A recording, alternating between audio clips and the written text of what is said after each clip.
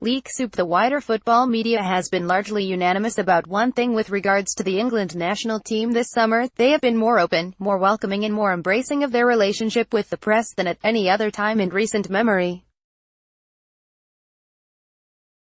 The England Media Day, held a fortnight before the World Cup, was the watershed moment, with each of the country's 23-man squad made available for interview.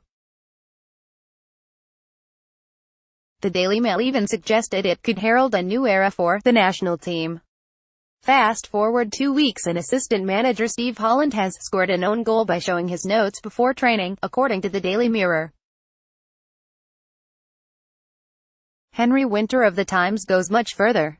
The right-hand man, Steve Holland, should have kept his notes a bit more hidden as the photographers picked up England's expected team to face Panama on Sunday, with Marcus Rashford replacing Raheem Sterling, he writes.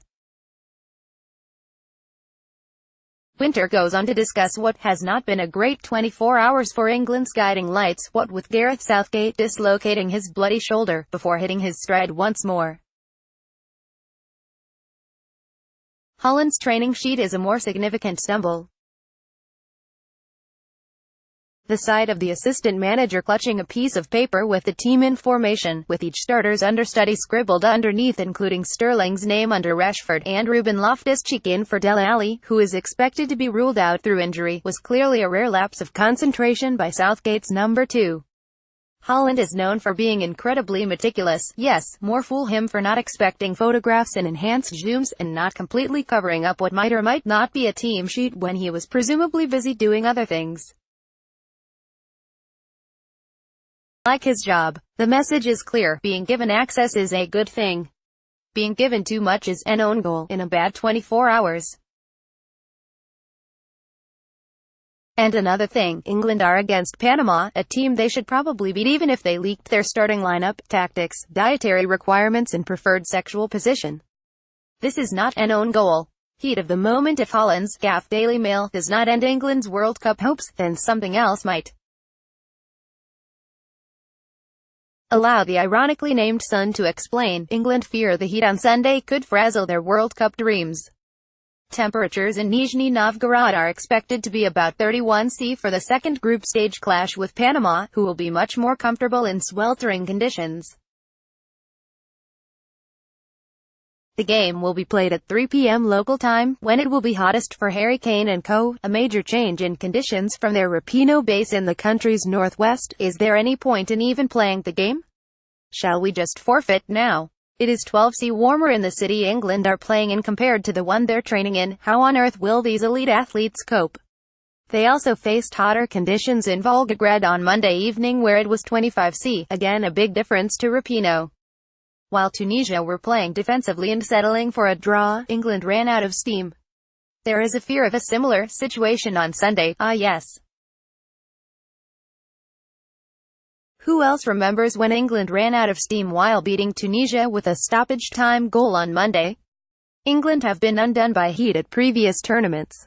Against Paraguay and Ecuador in 2006 and Germany they struggled. They also won both of those games 2-0. Let's hope England are undone all the way to the quarterfinals, just like when the temperature ed them 12 years ago. Just the bill, please. Slaven Bilic is convinced England have a chance of going all the way in the World Cup. Now skipper Harry Kane is among the goals, writes David McDonnell in the Daily Mirror. And we thought a potential team leak and slightly increased temperatures would prevent football from coming home. Big Slav has other ideas. But what is it he's actually said? If they continue to play like this, stay brave, stay solid. If the back three stop being so casual and reduce mistakes, and if Kane keeps scoring, England can go to the end. Just the 6 ifs then.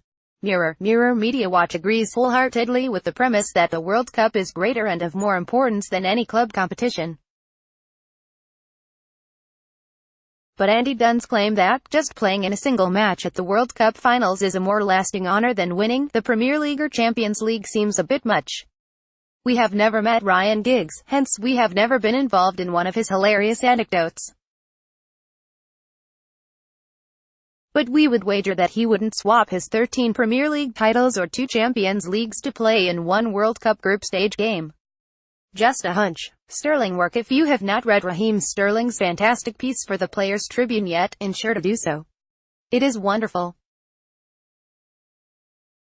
What it is not is an article by Matt Law of the Daily Telegraph, however much their Twitter account would like to tell you. Raheem Sterling, my journey from helping mum clean hotel toilets to playing for England at a World Cup, at Matt Law. DT reports https://t.co/germ8b4, Telegraph Football, at Telefootball, June 22, 2018. Matt Law reports 148 of his own words in a 1,279-word piece, or about 8.6% of the entire article. The issue is not in taking the quotes from the Players Tribune, that is the point, and every other outlet has done so. But to sell it as your own journalist's article is quite something. Messi situation. Argentina were beaten by Croatia on Thursday, leaving their World Cup hopes in great jeopardy, and plenty of questions to be answered. The Daily Mail have assembled a four-man verdict panel, which sounds utterly terrifying. Especially because it contains Jamie Redknapp. The quartet are asked one question: why has Messi failed to shine in Russia like Ronaldo? Redknapp, Martin Keown and Chris Sutton offer varied answers, ranging from the ghosts of previous World Cups, Argentina manager Jorge Sampaoli, and Messi himself being to blame. But what does Ian Ladyman think? We will ask what is wrong with Messi, but why not celebrate the brilliance of Luka Modric instead? Because the question was, why has Messi failed to shine in Russia like Ronaldo? Come on, Ian. Right, said Fred the Red. This is the best club in the world, screams the Daily Mirror headline, accompanied with a picture of Manchester United's new signing adorning the kit. Actual quotes from Fred the Red. This is the biggest club in the world and I am delighted to be a part of this amazing team. An important distinction. Shock revelatory headline of the day, Panama are more Wimbledon 1980 than Brazil 1970, Daily Mail. Lickspittle of the day, a season of Guardiola goalkeeper training paying dividends for Willy Caballero and Argentina. Off. Recommended reading of the day, Raheem Sterling. On Raheem Sterling.